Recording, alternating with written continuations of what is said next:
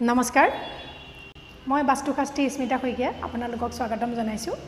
আজি মই এটা নতুন বাস্তুৰ দিশৰ বিষয়ে আলোচনা কৰিব লাইছো সেইটো হৈছে দক্ষিণ দক্ষিণ পূব দিশ বা সাউথ সাউথ ইষ্ট জোন এই সাউথ সাউথ ইষ্ট জোনটো সাউথ ইষ্ট আৰু সাউথৰ মাজৰ 22.5 ডিগ্ৰী কোণটো কোৱা হয় এই দিশটোৰ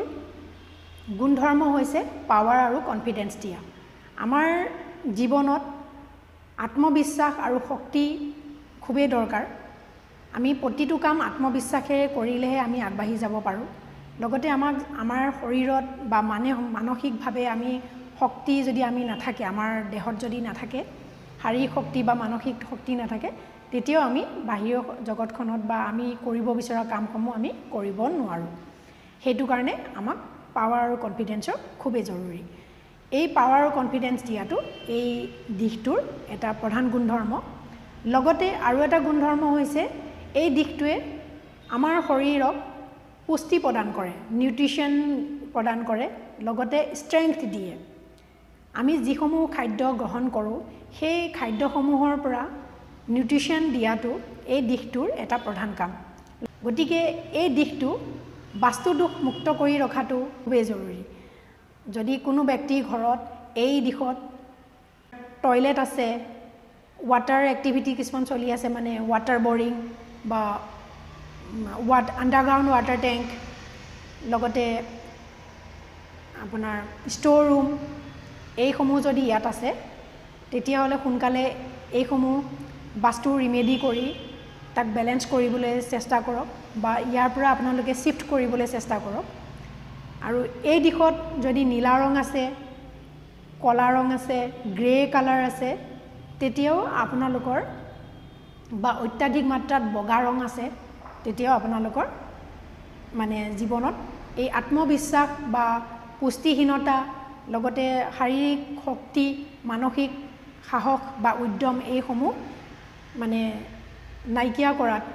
কাৰক ব্যাঘাত জন্মৰ এটা কাৰক হৈ পৰে হেতু কাৰণে ইয়াৰ পৰা সোনকালে মানে এই এন্টি এক্টিভিটিখিনি সোনকালে আপোনালোকে নাইকিয়া কৰিবলৈ চেষ্টা কৰক আৰু ইয়াত আপোনাৰ আটাইতকৈ ভাল এক্টিভিটি হৈছে বেডৰুম বা ড্ৰয়িং ৰুম কিচেন এই ইয়াত যদি কিচেন হয় ইয়াত কিচেন হ'লে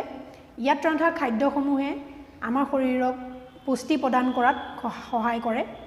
খুব টেষ্টিদায়ক মানে খাদ্য প্ৰস্তুত হয় ই নিউট্ৰিশন দিয়ে আমাৰ শৰীৰক হেতু কাৰণে কিচেন হ'ব পাৰে ড্ৰয়িং ৰুম হ'ব পাৰে বেডৰুমো হ'ব পাৰে লগতে এই দিশৰ প্ৰধান ৰং হৈছে আপোনাৰ ৰঙা কমলা ক্ৰীম ৰঙো থাকিব পাৰে কিন্তু ইয়াতে blue colour black colour grey colour আদিসমূহ ইয়াতে থাকিব নালাগে এতিয়া আহিছো ইয়াত আৰু কি এক্টিভিটি হ'ব লাগে ইয়াতে আপোনাৰ জিম যিসকলে জিম কৰে তেওঁলোকৰ জিম ইকুইপমেন্টসমূহ ইয়াত যদি ৰাখে ইয়াত ৰাখি তেওঁলোকে যদি জিম কৰে তেওঁলোকৰ কাৰণে খুবেই ভাল তেওঁলোকে খুব সুন্দৰ ফলাফল লাভ কৰিব আৰু আমি দৈনন্দিন জীৱনত যিসমূহ আমি শাৰীৰিক ব্যায়াম কৰোঁ বা এক্সাৰসাইজ কৰোঁ সেই এক্সাৰসাইজসমূহ যদি আমি এই দিশটোত আমি কৰিব পাৰোঁ তেতিয়াও আমাৰ শৰীৰক ই এনাৰ্জি প্ৰদান কৰাত সহায় কৰে লগতে যিসমূহে হিলিং কৰে বডি হিল কৰে মাসাজ কৰে তেওঁলোকৰ সেই মাসাজৰ কামসমূহ যদি এই দিশটোত মাসাজ ৰুম হিচাপে ব্যৱহাৰ কৰে এই দিশটোৰ ৰুম তেতিয়াহ'লে তেওঁলোকৰ সেই মাসাজত